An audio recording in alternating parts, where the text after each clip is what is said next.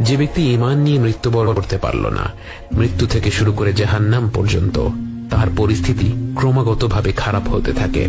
যখন তাকে আসমান থেকে জমিনে ছুঁড়ে ফেলা হয়, যখন মাটি তাকে হিংস্রভাবে চেপে ধরে, এরপর যখন মুনকার নাকির এসে তাকে উঠিয়ে বসায় আর জিজ্ঞেস করে মান রব্বুক, সে কোনো উত্তর দিতে পারে না, আমতা আমতা করতে থাকে। তাকে বলা হয় মা দীনুক, আবারও সে আমতা আমতা করতে থাকে, কোনো উত্তর দিতে পারে না। তাকে প্রশ্ন করা হয় রাসূল সাল্লাল্লাহু আলাইহি ওয়াসাল্লামকে নিয়ে, তার ব্যাপারে সে কি জানে। সে অনিশ্চিত হয়ে বলে, আমি শুনেছিলাম লোকে এই বলতো। তখন মুনকার আর নাকির বলবে, তুমি মিথ্যা বলেছ।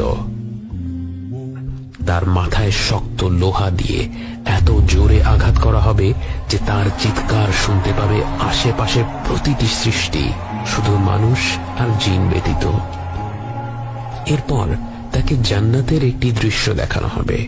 তাকে বলা হবে এটাই তার গন্তব্য হতে পারত যদি সে আল্লাহর আহ্বানে সাড়া দিত। তারপর তাকে জাহান্নামের দৃশ্য দেখিয়ে বলা হবে সে নিজেই এই গন্তব্যটি নিজের জন্য বেছে নিয়েছে। জান্নাতে সে কি পেতে পারত আর জাহান্নামে তার জন্য কি অপেক্ষা করছে তা সরাসরি দেখার পর তার মনে এমন অকল্পনীয় অনুতাপ জন্ম নেয় যে আর কোনো শাস্তি না থাকলেও শুধু সেই অনুতাপটাই তার জন্য আযাব হিসেবে অসহনীয় হয়ে পড়ত।